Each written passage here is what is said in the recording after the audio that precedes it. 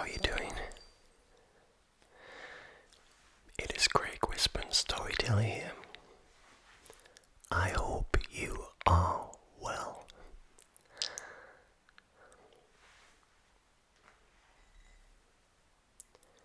Well, it's Sunday morning. Sunday the 10th of October, I believe, if I'm not mistaken.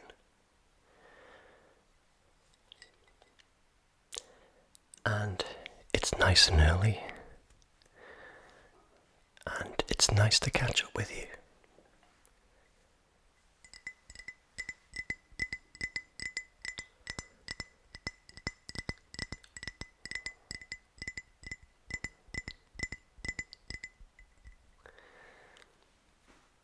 Tapping, the obligatory tapping. So yeah, I'm enjoying a nice cup of tea on a Sunday morning. It's the perfect way to start the day, I think. A nice, refreshing cup of tea.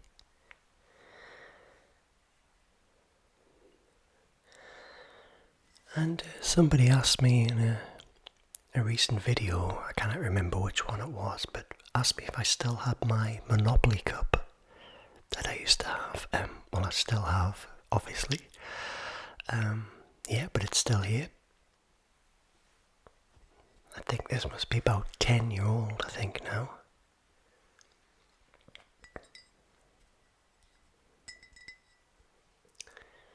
And it's still going strong and hasn't got a chink in it. So yeah, nice to see you again. I hope you're joining me with a cup of tea or a cup of coffee or a cup of hot chocolate or any other drink for that matter. Yeah, let's have a catch up. Let's have a one-to-one, me and you. Just like old friends, eh?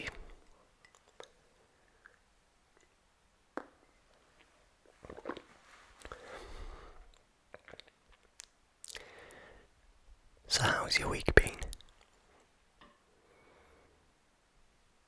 Has it been well?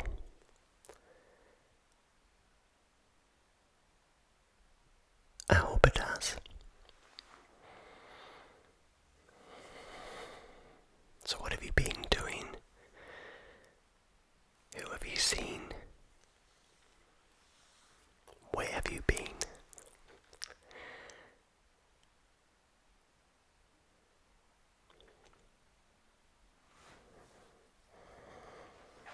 So my week has been probably uneventful on the whole, I think. I'm trying to think of some things to update you with. Mother is fine still. She's returning back to her work tomorrow after a few weeks of being ill.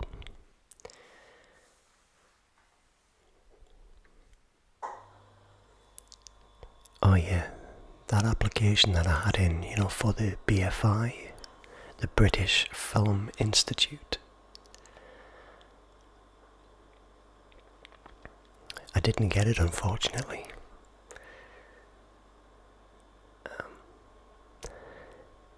So just to remind you what that is, it's an annual call for entries to receive funding for development of a movie idea.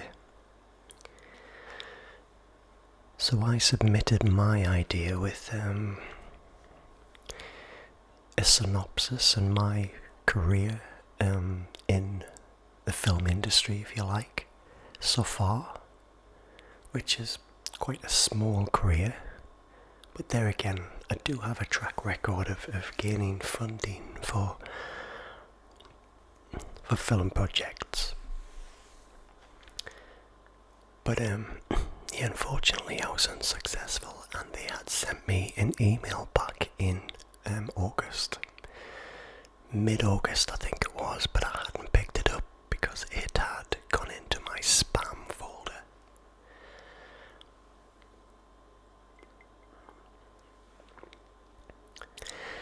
And when the date had elapsed to hear back, I contacted them asking them how my application had gone. And they responded saying that they had got in touch with me. I just hadn't picked up the email, that's all.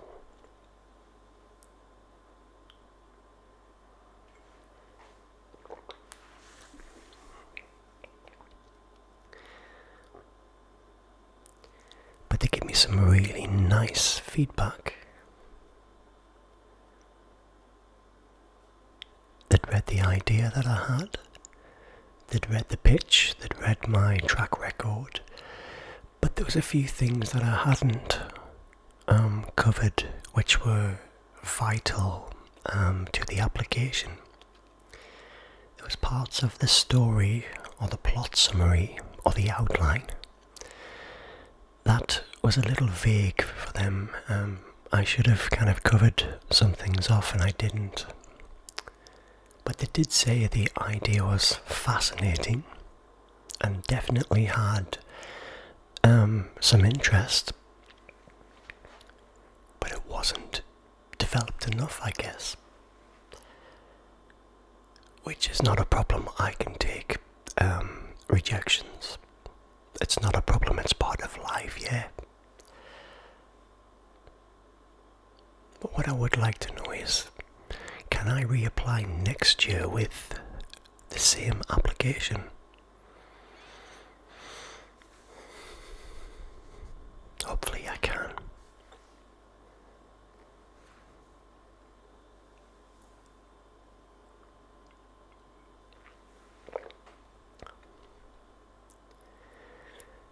I've got some other friends, some writer friends, who also write screenplays for TV and film.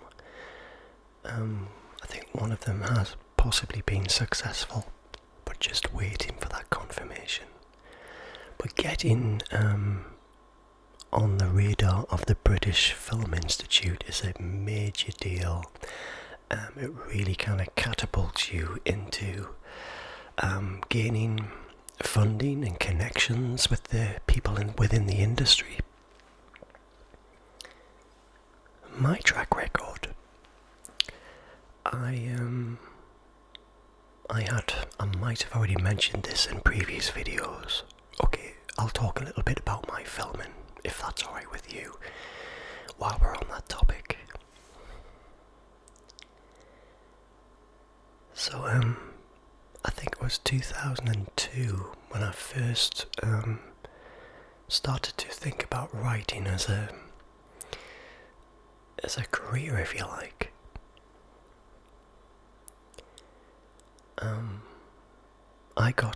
I wrote a script called Pocket Thief, which was picked up and funded by the National Lottery and the UK Film Council, which no longer exists. It went defunct about 10 years ago, but at one point it used to be one of the major funding bodies for British films. And Pocket Thief was a really nice film. It played at festivals around the world. I was really proud of it. In fact, I am proud of it. It's a really nice little movie.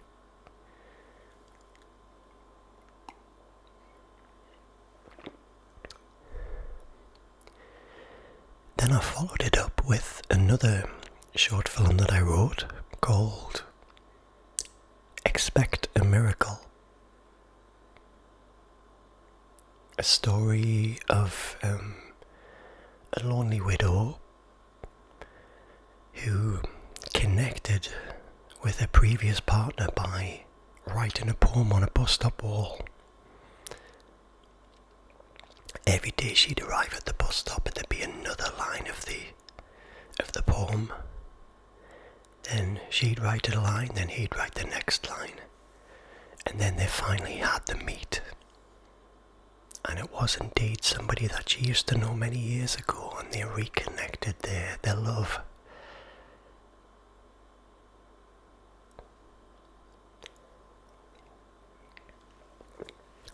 That one I was a bit disappointed with the film version.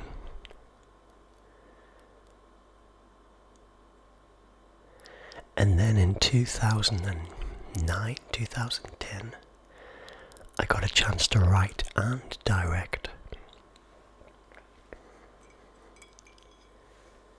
And I wrote Ballerinas Lullaby, which was a story about a little girl during the Second World War who was hiding from an air raid.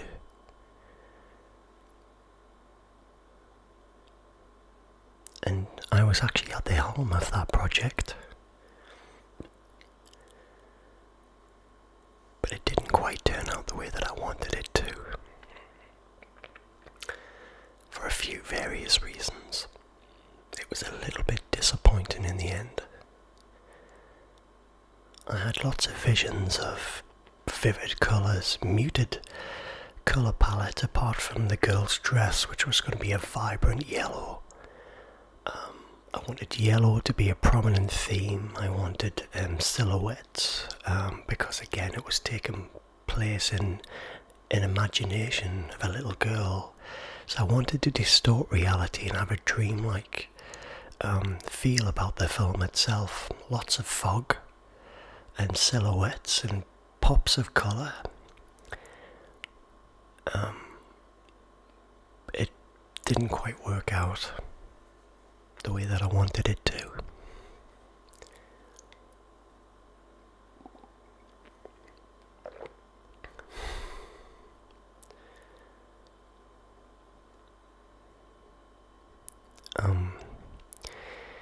And in the last decade,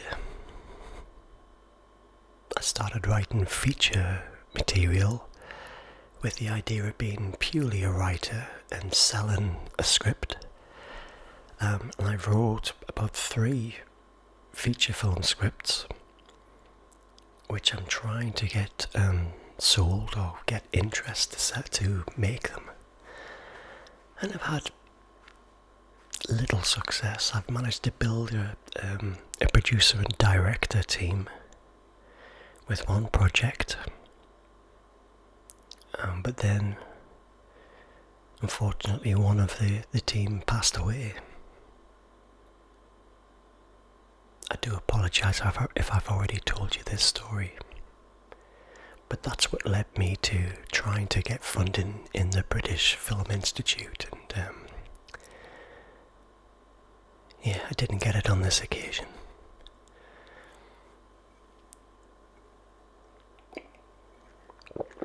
Other than that, I've been working in Amazon. I did an extra day's overtime last week. So I'm rostered to work on a Tuesday, Wednesday, Thursday and Friday, 4 days at 10 hours.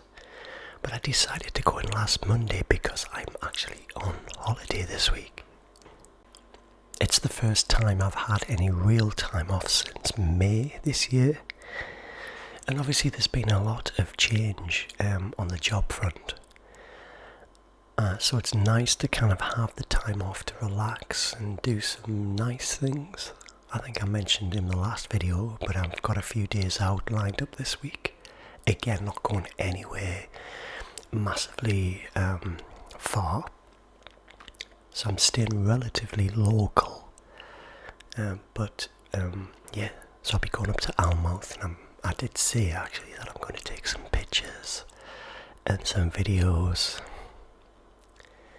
So yeah, so I thought I'd do a day's overtime just to get some extra money, and the carrot dangling on the end of the line was that I had a week's holiday after I finished work for the week. So I did last Monday on time and a half, which is what, £15 an hour, and I did a day on Stow. And anyone who's worked for Amazon will know that Stow is quite an infamous role, or famous role, infamous. whichever you want to look at it like. But yeah, so these robotic pods come to me, and I place these items in, and the next one comes along. You place more things in, then the next one comes along, and so on and so on. But one of the highlights of the week for me, remember when I told you about that, the manager, the big manager of the fulfillment centre, talked to me about an opportunity. Well, he followed up on it, and he came to see me midweek, and he asked me if I would be a point of contact for a visit.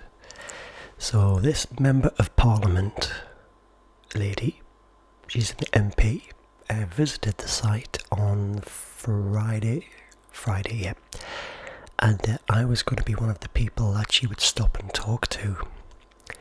And yeah, she was really, really nice, and she asked me about my history, what I did. And I told her I was a filmmaker / writer / content creator, because that's what I am, I guess, doing this kind of stuff. And yeah, she seemed really interested, and I explained about the 4-day week that Amazon presented, which is pretty cool. It's pretty good. That's one of the things I love about Amazon, is that work-life balance. Yes, it's long days, but it's relatively a nice, relaxing atmosphere. So the manager gave me a gift card at the very end of the day to say thank you for supporting with the visit, and we're going to be doing maybe an internal podcast for colleagues, maybe doing little birthday shout outs and recognition, well dones, birthdays, opportunities, that kind of thing. And it's really nice to be involved with a little bit of engagement and making it in-house, for colleagues, by colleagues, in other words. So I might be doing a weekly podcast to play to associates in the fulfillment centre. So that would be really cool if that can come about. I'd really love to do that.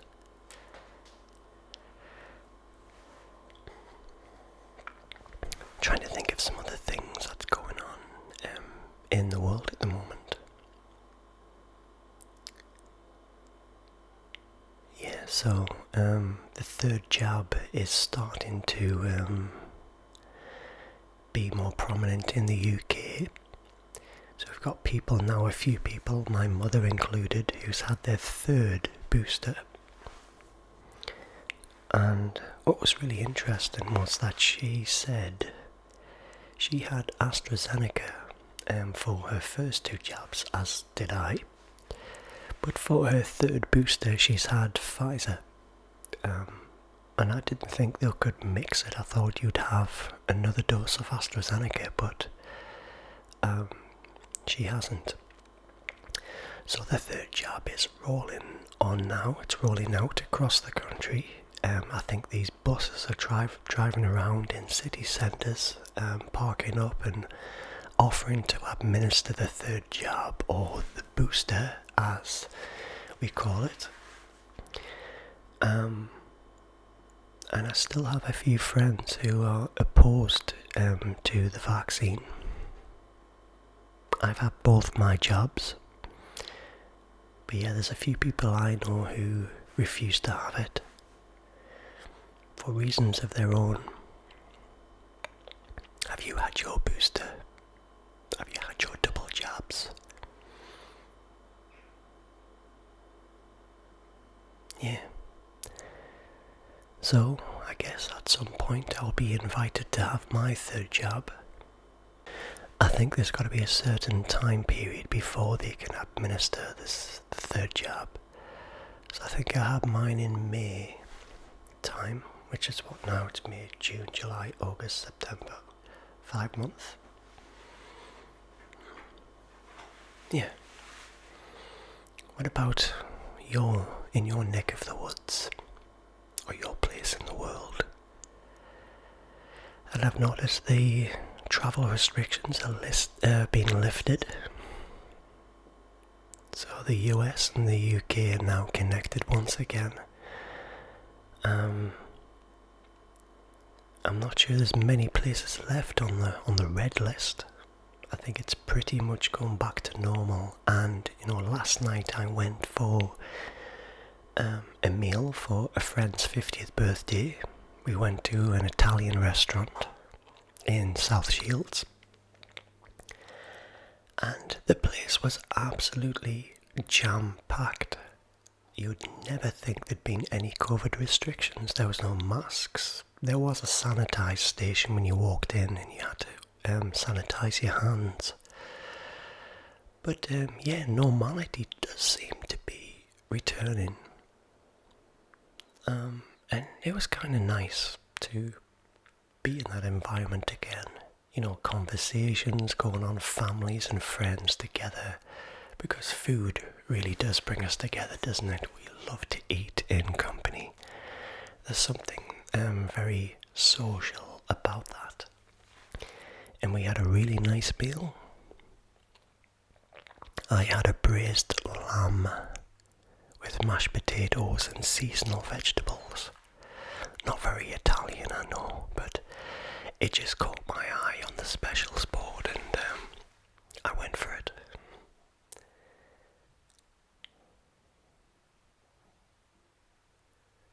Funny thing is, once I start eating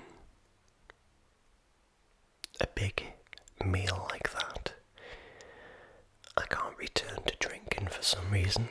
I struggle with drinking beers, and I'm not much of a wine drinker either. So Adele is bringing her new material out as well. I think she's bringing it out on the 15th of October. I'm a big fan of Adele, and I love her style of songwriting. Very personal, very intimate.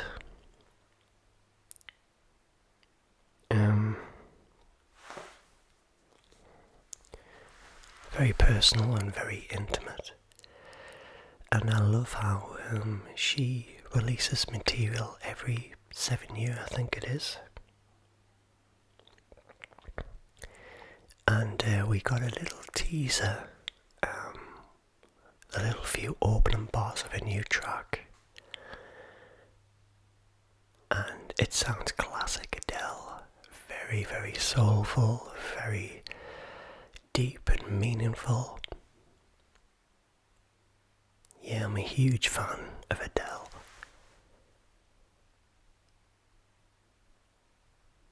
And I can't wait to hear the new material.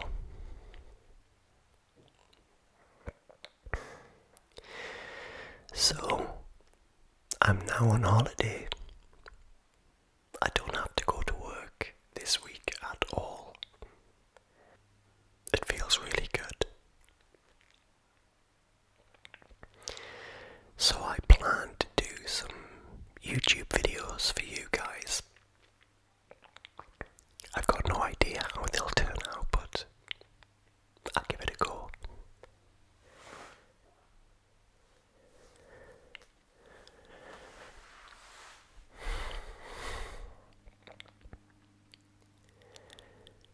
I'm going to do 3 Halloween themed videos.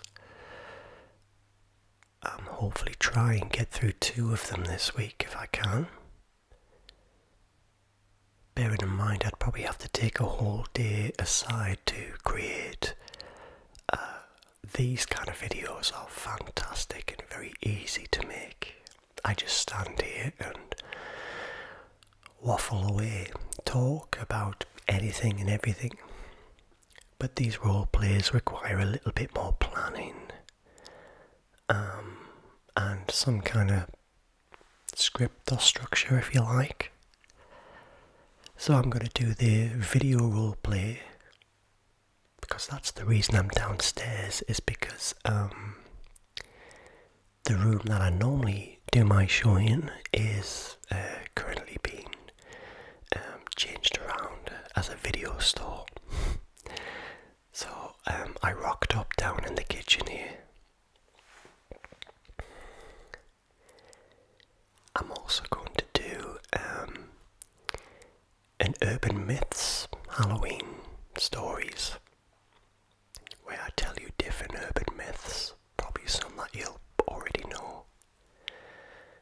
But I thought that would be a good idea if I can get a nice ambient atmosphere taking place. And the third one is going to be an ASMR movie bedtime story, similar to what I did last year with the movie adaptations. I've got a really good writer friend of mine who is adapting The Thing, John Carpenter's classic, The Thing. And I'm going to present that as a bedtime story, softly spoken or whispered, I'm not sure which yet. Perhaps you could let me know what you'd think. So this would be the 1982 version of The Thing, the one with Kurt Russell in the Antarctic and the creature that buries itself in the ice. It's a cult film, a classic film.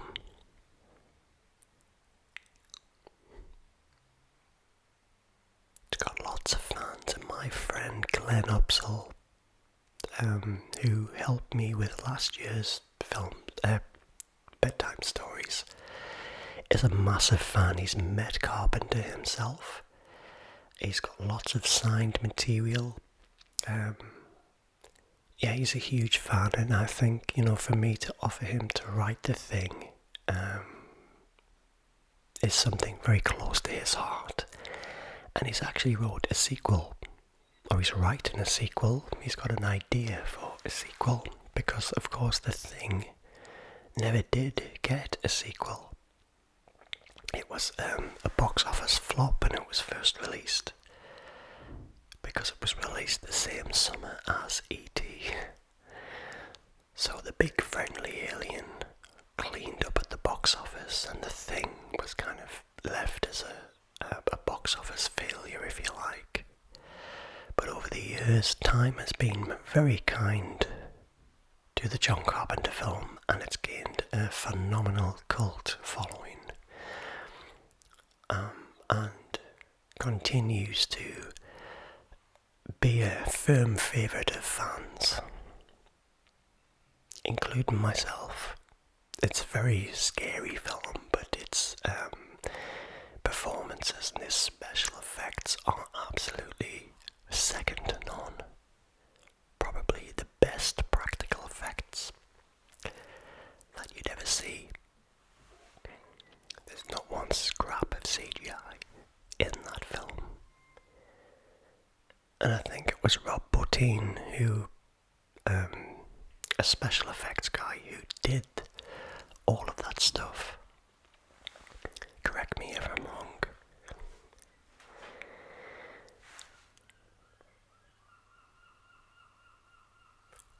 Sequels. Obligatory sequel noise. Right. Well, I also had a few ideas to do some impromptu kind of videos, which might just be a few minutes long or whatever. But the problem would be the sound, I think. I'm thinking the sound would be maybe an issue if I did impromptu ones on my few days away this week. I wouldn't be able to take the setup with the lights and the microphones. Of course, I can take using my smartphone, but yeah, I'll give it a go. But I'll definitely do some recording of some of the sights on my few days away, and share them with you, of course, my friends. I want to thank you all for the beautiful, heartfelt, kind words that you've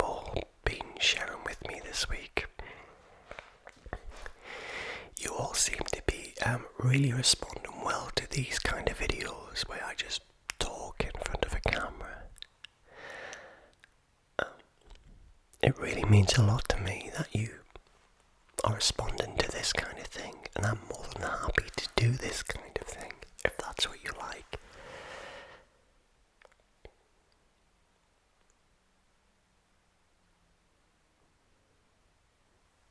It's very easy for me to do this.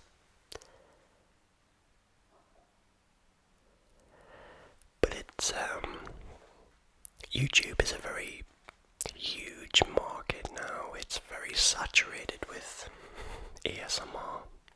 And of course I come from the early generation where there wasn't a great deal. There was a big explosion of YouTube creators around 5 years ago. Correct me if I'm wrong, of course.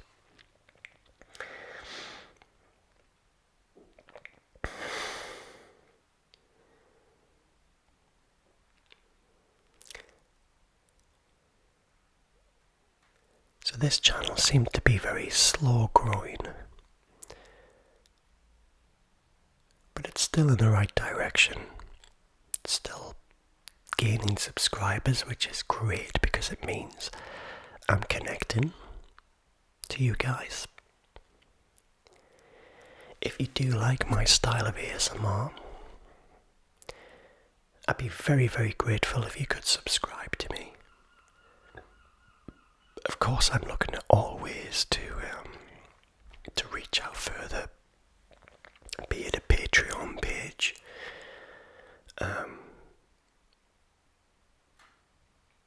or any other ideas that you have that could be something I could consider.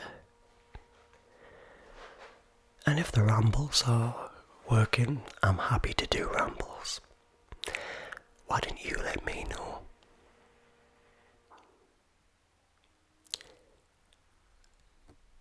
Yeah, so that was my last week in a recap. And I best get on with some breakfast. I'm not sure what I'm gonna have. I might have a bacon sandwich with ketchup, my favourite for a Sunday morning, and maybe think about getting the video roleplay underway at some point this morning. And of course then that would need to be edited.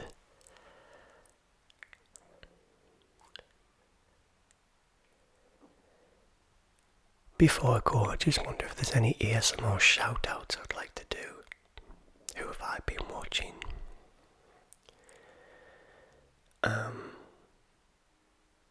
I have this routine on a night when I jump into bed. I always do see what the algorithm presents to me. I've been watching Let's Find Out ASMR with Rich. Fantastic guy from Florida, I believe. Has the most soothing, relaxing voice, and he's a huge success. Talks about very academic subjects like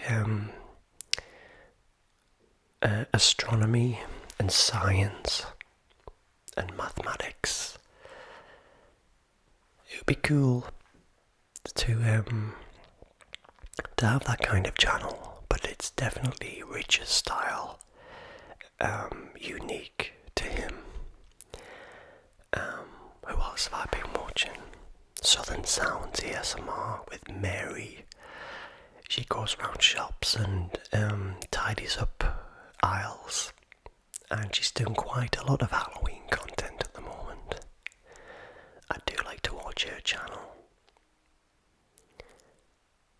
I'm a big subscriber of Audible because I like to listen to bedtime stories. There's something about using your imagination when you're listening to something which is not factual that helps me relax. Anything which is factual sometimes stimulates my brain. So I'm a big fan of Audible. has been a godsend to me.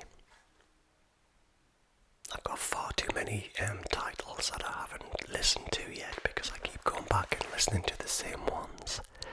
But maybe that's why I enjoy being a storyteller, is because that's what helps me relax.